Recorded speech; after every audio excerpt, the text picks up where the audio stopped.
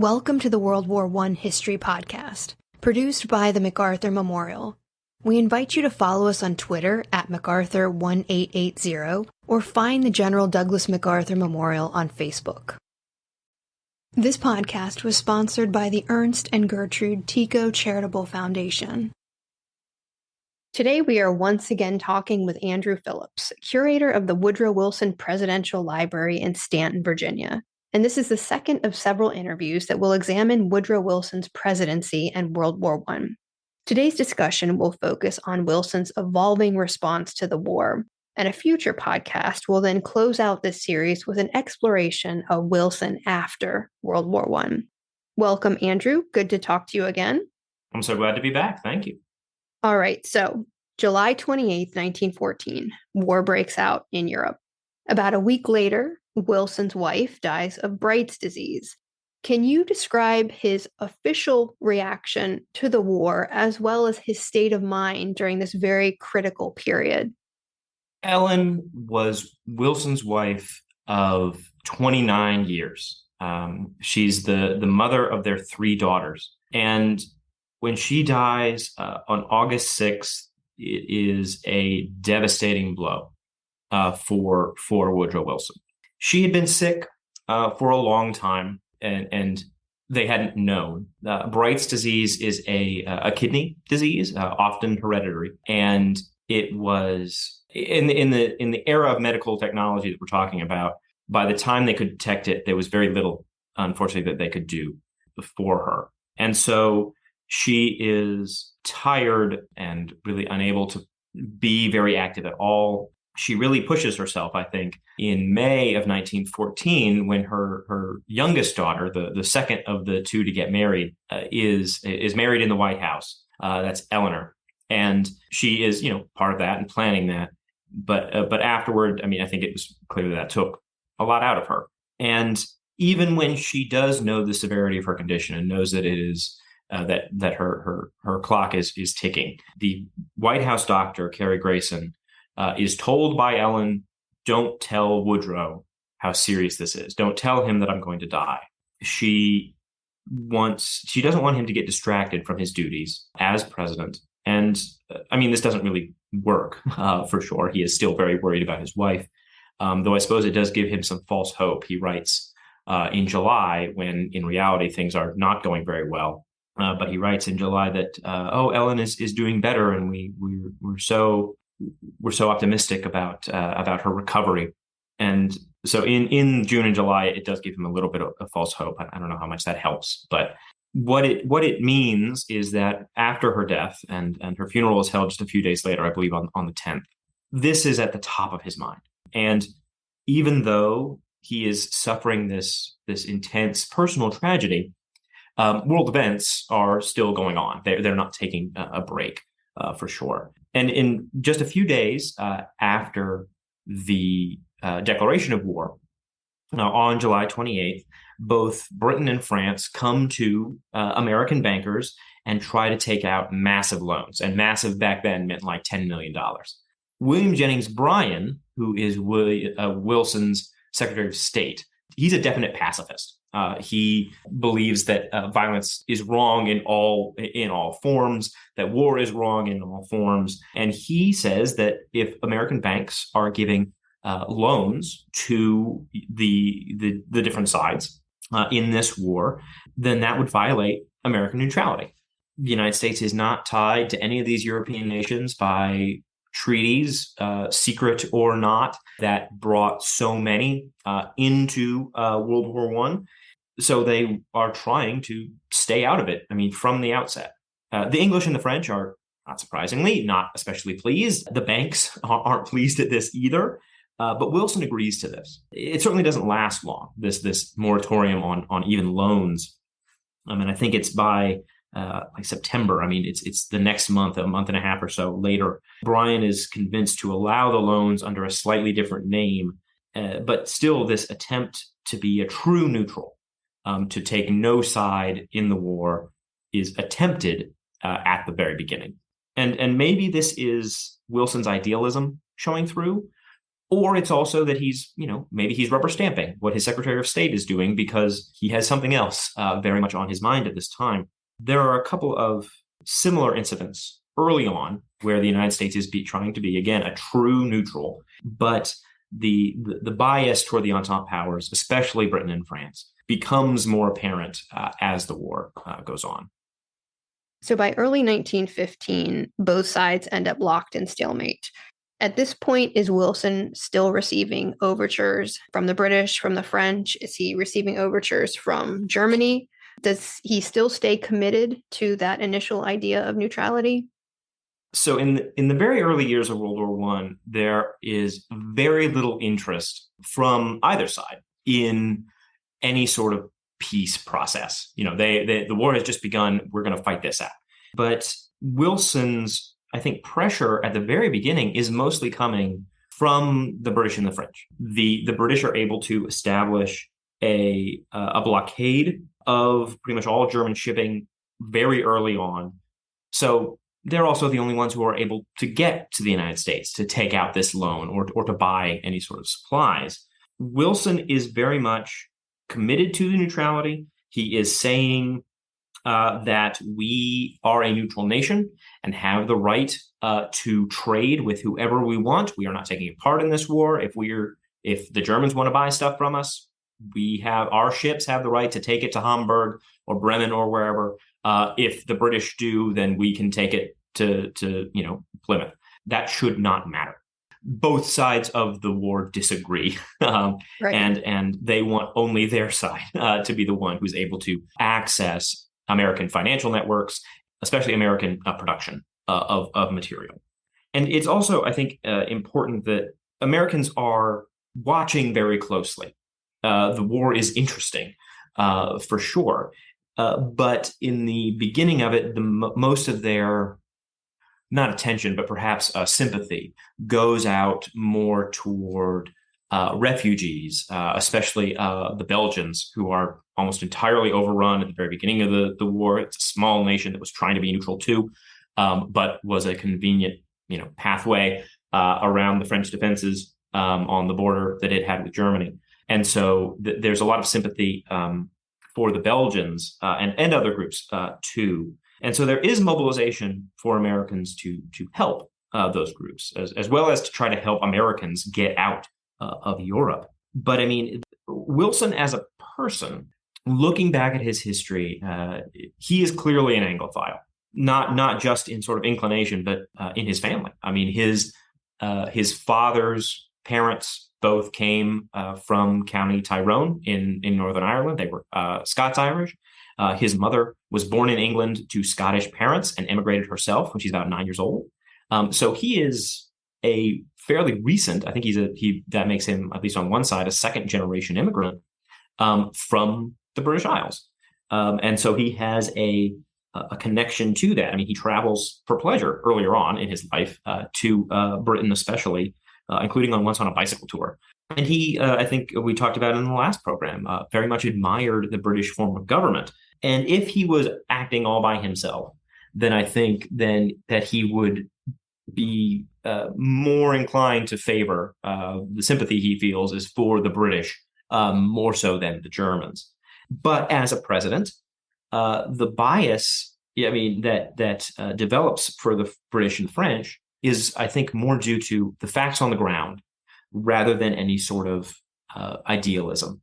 Again, they're insisting that they can trade with both sides, but the British naval blockade of the German ports is so effective for everything except their submarines. And submarines back then are even smaller than they are today. You can't show up in a port in a submarine and take any meaningful amount of supplies back with you. And it's also, I think, important that British accounts, especially British accounts, French too, but with the British, there's no need for translation. Accounts of the war are readily picked up by the American press. So the United States population is getting the British view from the beginning of this war. And that includes accounts of actual fighting, but also of true and fabricated war crimes that they are saying that the Germans are perpetrating There's no evidence of Germans spitting Belgian babies on their bayonets. There are other horrible things that they do, but I mean, it is certainly not unique to World War I that the different sides are telling awful stories about their enemy. But it's also, I think, not too surprising that this is what they're getting, and so the American public starts to shift, and their sympathies tend to tilt in favor of the Entente powers as the war goes on. And I mean, also, we have very deep political and cultural connections to Britain and to France.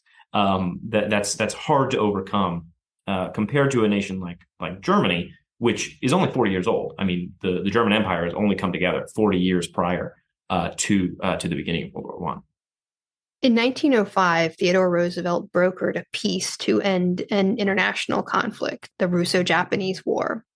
Now, this raised the profile of the President of the United States and the United States as an international arbiter.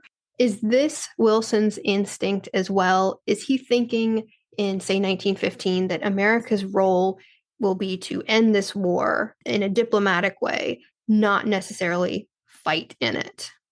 Absolutely. Wilson views the U.S. as the ideal mediator, because of course he does. But he thinks that he would be building on Roosevelt's success with the Russians and the Japanese. America doesn't have any alliances with any of the nations. I mean, fighting. There are, as I just said, deep cultural ties to Britain and France, but there are the largest single immigrant group in the United States, and this dates back to before it was the United States. In some places, were Germans. It is, again, only in the last 40-ish years that they are actually coming from a united Germany. Before then, they may have considered themselves, Bavarians or Prussians or Hanoverians or something. But there is a balance. It's not like the United States is a nation that is filled with German immigrants, but has always hated Britain. It is not a country that only loves the English and is only filled with English or French immigrants. It is fairly balanced. And Wilson sees that as a positive, that this is a way that the United States can be useful and help bring this to an end. One of my favorite items that we have in our collection, and it's actually sitting behind me, is a pennant banner. It's about 4 feet long. And, those sorts of things tend to be partisan. They are for your whatever sports team you're cheering for, or for your college or your nation, I suppose, your candidate in the election. But this one it's red and blue, and the text on it is "Let's mediate."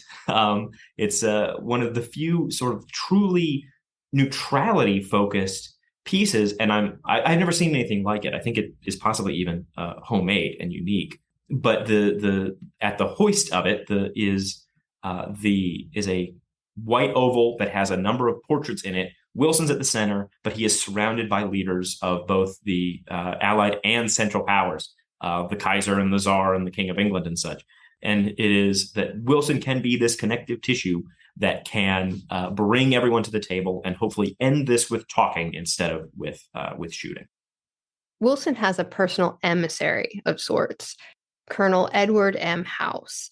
Now, who is Colonel House, and what role does he play in Wilson's understanding of the war?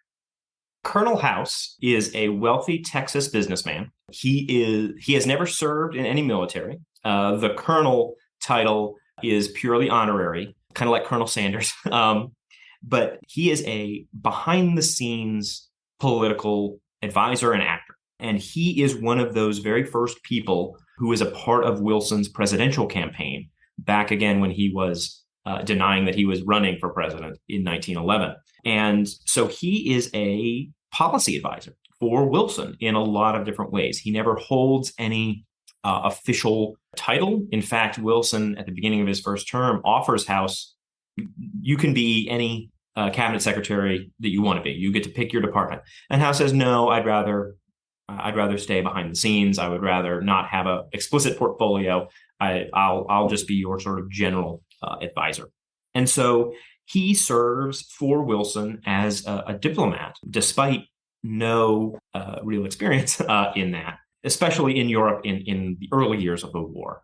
And so in the summer of 1914, before the assassination of Archduke Franz Ferdinand in Sarajevo, House had already been sent to Europe he had been sent with this very high-minded Wilsonian sort of idealistic view that there should be an alliance between Germany, Britain, and the United States, and that these three very powerful nations could ensure world peace. Obviously, that goes nowhere. Well, in the middle of that European tour where he's trying to pitch this to people, the war breaks out. And so while this doesn't work, House will ultimately spend most of 1915 and 16 in Europe acting as Wilson's eyes and ears. Wilson is viewing him as a very unbiased sort of source, that this is, I am getting direct intelligence from Colonel House. And in a way, I suppose he was, but House's lack of experience in diplomacy and in European affairs in general means that he becomes very reliant on British diplomats. And the British Foreign Secretary especially recognizes this unique opportunity to befriend this guy and have a lot of say in what the United States government is getting from these intelligence reports. The British help shape what House is sending back to Wilson in a significant way. Neutrality is very difficult, and there are many provocations. How does Wilson respond to these provocations in his first term? In different ways. Wilson's neutrality, America's neutrality, is challenged by both sides in this war. It wasn't just the most famous stuff is German submarines sinking American ships or sinking ships with Americans on them. But it was also the seizures of American shipping by mostly the British Navy, but I think once or twice by the French as well. And through 1915 and 16, it is, though, the German actions that are leading to a loss of American life. Again, a problem with a U-boat is it's small and it's meant to be sneaky. The goal of a U-boat is not to come up to a ship, have a big talk with that ship and say, hey, we're going to sink you. If you could all get off the ship, then we'll pick up everyone. We definitely have room on this tiny little sardine can that goes under the water. The Germans don't have that option. The point is to sneak up, sink the ship, and get away before your own ship is damaged. Your submarine is damaged. And so there are a couple of American ships that are sunk by U-boats in 1915. Wilson responds to those lightly. The intelligence he's getting and that seems to be corroborated by history is that these were accidental. The Germans are not targeting American shipping. These show up in the press, but there's also, I think, an element of these were ships that were carrying things that, it was war material that was heading to a war. Stuff like this is going to happen sometimes. There is a different reaction to the sinking of the Lusitania, the British liner that goes down with much more quickly than expected, and even with all of the safety updates that come about following the sinking of the Titanic, people are not able to get to those lifeboats in time, and I think more than 100 Americans are part of those that are killed off the waters of Ireland. And also, in a little bit later, the sinking of a French ferry, a definitely unarmed vessel that I think just a handful of Americans died, but still gets a lot of attention in the press. And when these sorts of events happen, Wilson protests. He issues a formal protest to the German government, and the German government doesn't want the United States to enter the war. They don't want the British to have fully unfettered access, and the French and the Russians, to have fully unfettered access to American production, especially. And so ultimately, Wilson's protests, his formal diplomatic protests, result in the Germans giving up that unrestricted submarine warfare. And this is viewed as a significant victory by Wilson and by the American people. In achieving this concession, Wilson is concerned that if we don't get them to force them to give this up, then what is to stop British and French ships full of whatever from hanging out a sign that says American passengers aboard, as if it's some sort of shield, using American civilians as a shield against the war that they are fighting.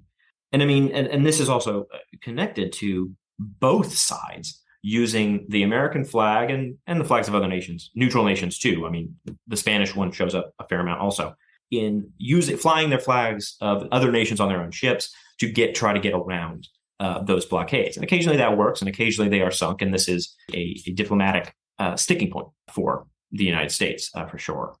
Neutrality is not only challenged by external forces. There are more than a few folks in this country that are advocating for intervention. And at the beginning of the war, there's not very many of them, but Theodore Roosevelt is one, and he has a very loud voice, very large platform. Maybe that's a better way to say it. And he is a prominent and constant critic of American neutrality and pretty much anything that Wilson does. But with each of those provocations, with each American ship that is sunk, with each American life that is lost, and even with each time that the one of those nations is caught using the American flag, that adds to the ranks of those who want to intervene, and they are almost uniformly wanting to intervene on the side of the British and the French, as opposed to the side of the Germans. There's a couple that do, but they are a very small minority. And so the neutrality position evolves. And by early 1916, Wilson is pushing a policy of armed neutrality. So what they were often calling back then the preparedness movement. And that's, I mean, just in a nutshell, that's the idea that the United States needs to build up its armed forces, and that if it does, it will show that it is strong so that the warring nations won't want to mess with us. But also, at the same time, if something happens and we have to come into this war, we will be ready. And so that is a big part of the 1916 presidential campaign. So speaking of that 1916 campaign, Wilson campaigns for a second term, and there's that slogan, "He kept us out of war." Do you think, though, by the time of that election, that he actually thinks that we will be able to stay out of that war? 1916 is an interesting election. Maybe it's not 1912 interesting, but I mean, it's an instance where neither major candidate, Wilson or the Republican is a Supreme Court judge, Charles Evans Hughes. Neither of them are advocating for joining the war. It's not Wilson saying we'll stay out and Hughes saying let's go in. But it is fascinating that a war that is built on such a prominent issue, a campaign that is built on such a prominent issue, is undone so quickly after the inauguration. Wilson is inaugurated for his second term in early March of 1917. Inaugurations were in March back then, as opposed to January. And in early April, he goes to Congress and asks for that declaration of war against Germany. I think Wilson hoped it was avoidable, but the events of the preceding years probably didn't leave him especially optimistic about that. Wilson has a unique view of war, different than I think pretty much any other American president. He is the only U.S. president to have been a civilian on the losing side of a war. And he's only a child during the American Civil War, but he sees his city captured by the enemy, his enemy being, the Union Army. He sees his father's church get turned into a hospital for the wounded from both sides. Calling him a pacifist is definitely too far. But he experiences the devastation of war in a very direct way. And I think that's part of why he strives so much to avoid inflicting that on or participating in that on the American side. I don't think he's especially concerned that if we join the war, Germans will show up on the shores of New York or something. But he doesn't want to be a part of that. We talked last time a little bit about if Teddy Roosevelt had won in 1912. Teddy Roosevelt saw war very, very differently. That was how you became a man in his sort of view of it. One of the reasons he's so gung-ho during the Spanish-American War. But Roosevelt as president is not having those same hesitations, shall we say, those same concerns that Wilson does. And even if he thought that the war was unavoidable, any time that the United States is not participating would have been a good thing in Wilson's mind. I've always thought that a lot of the anguish that you can almost read in some of his writings about trying to stay neutral comes from that Civil War experience and just the not wanting to be one of the players that's causing other people to go through this kind of period. one of the quotes that we use here at the museum, at the Presidential Library, I'm gonna paraphrase it a little bit because I don't have it in front of me, but it's I come from the South and I know what war is, for I have seen its wreckage and ruin. And I do not have to fight. It would be the son of some poor widow or some poor farmer's boy who has to do the fighting and dying, not the men on Capitol Hill. He not only recognizes the horrors of war in a way that many don't, I think, but also has that recognition that even if we do this, I'm not going to be experiencing any of the horror. The people in Congress who are voting to declare war, they're not going to the trenches. It's going to be the people. And yeah, his Civil War experience, I think, weighs heavily on him when he is president of the United States.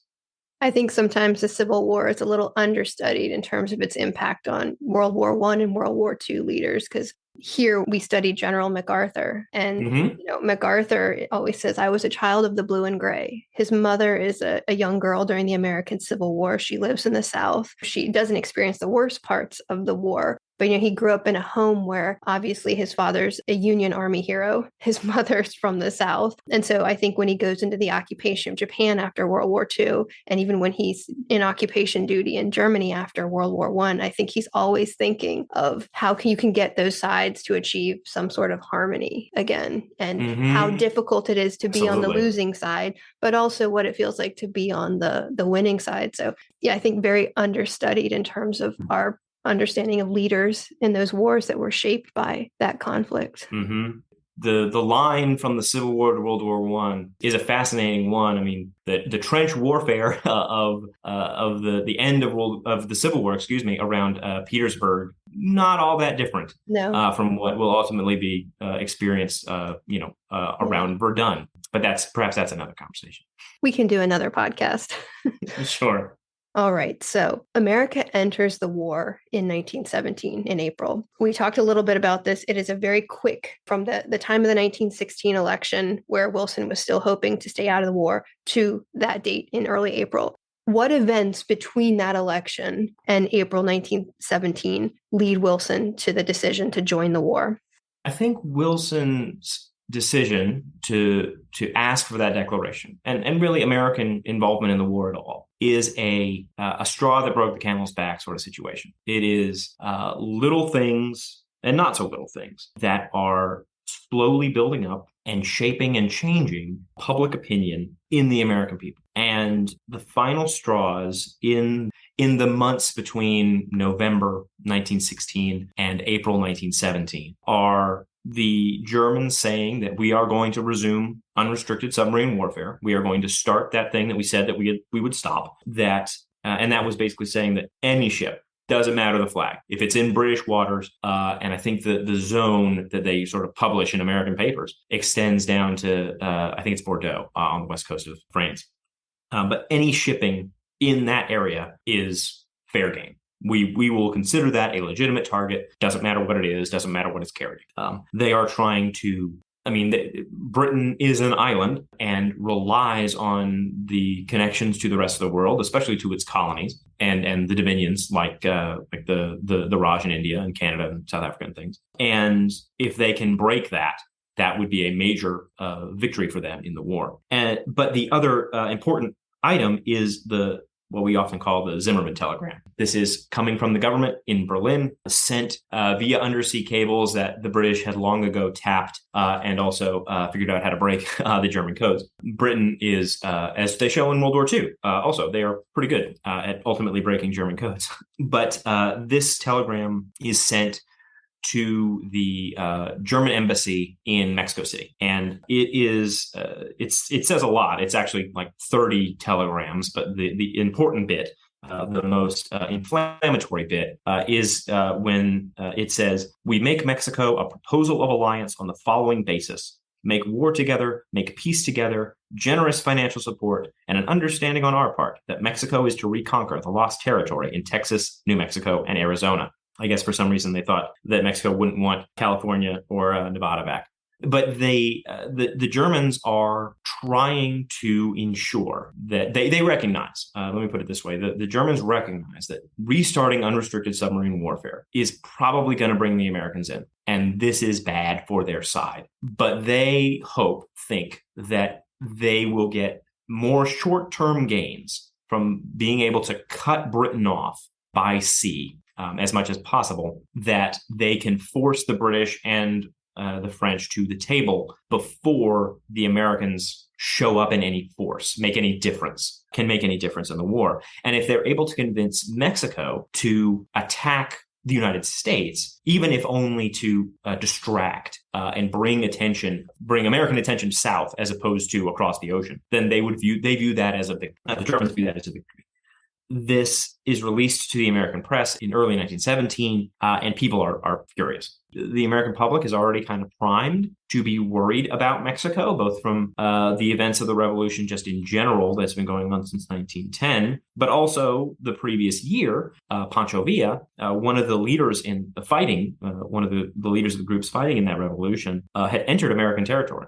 There was a shootout in the small town of Columbus, New Mexico, right there on the border. The Pancho Villa and his men get the worst of it. There was an American unit that had a type of machine gun that they did not expect to find there, and so the Mexicans are forced, or Pancho Villa's men are forced to flee back across the border. But this leads to a very large attempt, the American Expeditionary Force being sent into Mexico under Pershing, who is more important, perhaps, in more well known for his role in World War I. To try to catch Pancho Villa. They never do, but still, the United States is primed to see a threat from Mexico, even if the actual event of that attack on Columbus was like a pinprick. But this is a calculated risk by the Germans. If they can make America angry, even if America is going to win, enter the war, that the interventionists will win in the public opinion, that they will get those benefits in the short term enough that it won't matter. And they can, I think realistically, we have some great political cartoons of a hand in a gauntleted sort of glove with a Prussian eagle on it, carving with a giant knife, carving out those states to give to Mexico. But even in the best case scenarios, Mexico was in no position to be launching any sort of concerted invasion of the United States. But the Germans are trying to distract America at least long enough that they can force the British to the negotiating table. So it's often argued that Wilson expanded the powers of the presidency, and obviously that's arguable. But do you think this applied to his role as commander-in-chief in wartime? Because traditionally it seems that presidential powers do tend to expand during emergencies, and World War I certainly would be considered one of those. So what are your thoughts on that? I think Wilson absolutely expands presidential powers, and not just during the war. I mean, the role of the United States government starts taking in people's lives is changed pretty significantly in his first term, but also in sort of the years immediately prior to it. Income tax is instituted for the very first time because they need to make up the money. When they keep bringing down tariff levels, they have to make that money somewhere. But World War I, you're absolutely right. I mean, that is when it really kicks into high gear.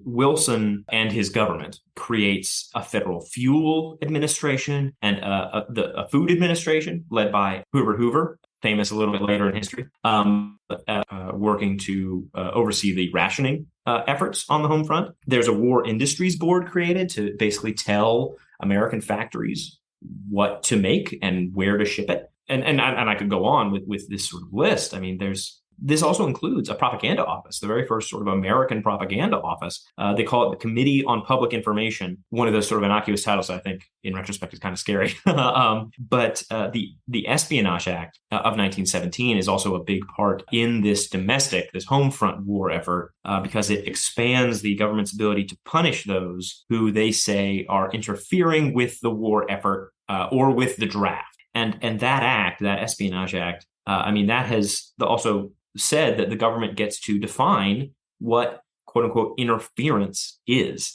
And it ends up being interpreted very broadly. And that act alone is still an important part of U.S. policy today. How much information does Wilson have about military operations? Does AEF Commander General John J. Pershing have free reign, or is Wilson, like Lincoln, kind of waiting by a telegraph, coaching, coordinating? What are your thoughts? It's kind of funny. Wilson, in his first term, and I'll paraphrase again, he remarks to a colleague that it would be a supreme irony if his presidency was known for foreign affairs rather than domestic, because he was a brief politician, only as a governor of a state for all of 2 years. And before that, he was an academic.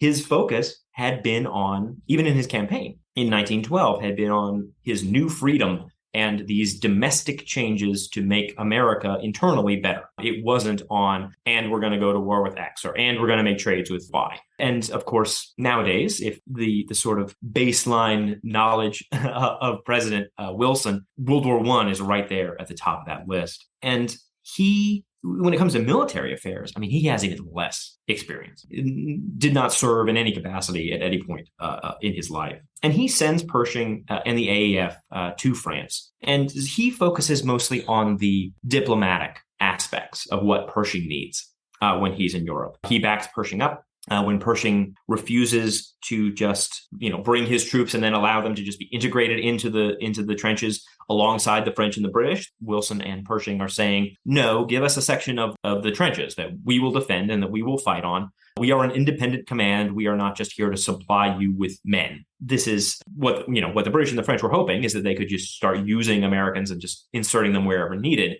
But both Pershing and Wilson are putting the kibosh on that. They also, and Wilson backs Pershing up in this as well, refuses to allow foreign officers, British or French officers, to be leading American soldiers. The very important exception to that is a number of African-American units where the racism overrides their sort of patriotism, I suppose. And they are so in favor of not having Black American soldiers and white American soldiers fighting side by side that they give African American soldiers to the French army. They are largely supplied by the French army, but from those groups come units like the Harlem Hellfighters, who have served with, I think, the most distinction in the war, suffer some of the most casualties, but never give an inch of ground. And so the interesting that again, the patriotism gives way, but only, it seems, to the racism. You make the comparison, I think, to Lincoln, and Wilson is definitely eagerly awaiting any news from the front. But at the same time, he's not trying to say, oh, well, this unit needs to go here now, or we need to advance on this in this place. He isn't trying to manage the fighting the way that Lincoln sometimes had to, considering who a few of Lincoln's generals were. During the war, so January 1918, Wilson articulates goals for peace and the post-war period. Tell us about the 14 points. So the 14 points was a speech in, as you said, January of 1918. Wilson goes to Congress. The United States has been in the war for a little less than a year. American soldiers have really not been involved in fighting. They haven't been involved in fighting as long. Americans don't really show up in any significant numbers until the fall of 1917. Despite that preparedness movement from the 1916 election and campaign, oddly enough, that was not anywhere near what was needed to actually fight in that war.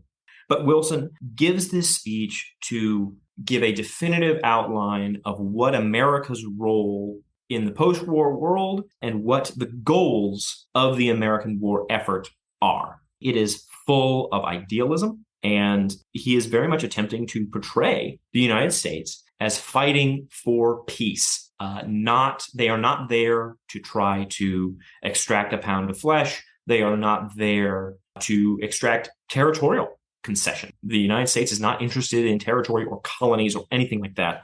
And I won't list all 14, but some of the important ones are an end to secret treaties and alliances. One of the ways that the war got started in the first place and how it grew so large. A demand for freedom of the seas, independence for Poland, which had vanished in its last partition at the end of the 1700s, and self-determination for peoples particularly of the Austro-Hungarian and Ottoman empires, interestingly, not necessarily for colonies in Africa or Asia or the Pacific. And the 14th point a League of Nations, a international body where countries could come together and through diplomacy, hopefully prevent a war like this from ever happening again. It was portrayed at the time. I mean, Wilson is talking about it this way, but it's also very much portrayed in the press as this is the roadmap to peace. These are the things that we're going to demand of the Germans, especially. Obviously, there are other countries fighting on this as part of the Central Powers, but the Germans occupy the mental real estate of being in charge, and that wasn't untrue. But it is sold to the Germans as this is the thing. These are the things that we're going to ask of you. There are things in there that are not pleasant for Germany. They'd have to give Alsace-Lorraine back to the French, for instance. They'd have to completely withdraw from the territory in Russia that they had taken, or the completely withdraw from Belgium and etc. But it is a much milder form of peace, a much more fair-minded, perhaps, form of peace than the Germans probably were expecting. And it's elements of it do appear in those treaties that come out of the Paris Peace Conference, the Treaty of Versailles being the most famous. But it's the fact that the British and the French will view this, sort of roll their eyes a little bit at this. This is all very nice, but guess what? They've been killing us for the last several years. We're not going to let anybody off this light. And that really comes to the fore at the Paris Peace Conference. The Germans, when they ultimately request that armistice, the understanding is that the peace to end this war will be based on those 14 points. And the Germans feel a little bit more than betrayed when that is not what comes out of that conference. They are very idealistic views. They very much reflect a hope by Woodrow Wilson that this horrible war could be an opportunity to rewrite international law, rewrite how nations deal with each other. And he takes that idealism with him when he goes to Europe, but it runs square into the pragmatism and demands of others, especially the British and the French, in reality.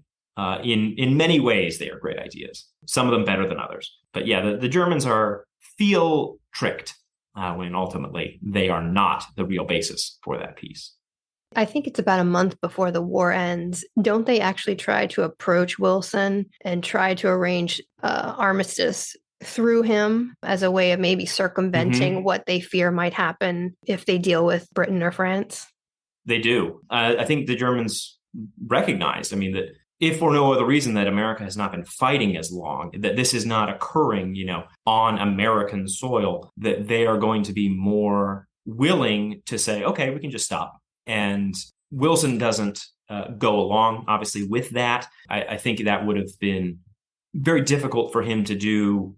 America saying, okay, we're going to stop would not have meant that the French and British were just going to say, okay, well, I guess we'll stop too. So again, that was probably a very idealistic attempt by the Germans, but ultimately the practicality of it was something that even Wilson saw as not a real option. I think that's a good place to end this particular interview. Thank you again, Andrew, for sharing your expertise with us. And we will look forward to talking to you in the next episode in this series that will focus on Wilson and the end of World War I and its aftermath. Thank you so much, Amanda. I look forward to it. Thank you for listening. If you have questions, suggestions, or comments, we want to hear from you. You can find us on Twitter at MacArthur1880, on Facebook as the General Douglas MacArthur Memorial, or you can email MacArthurMemorial@norfolk.gov.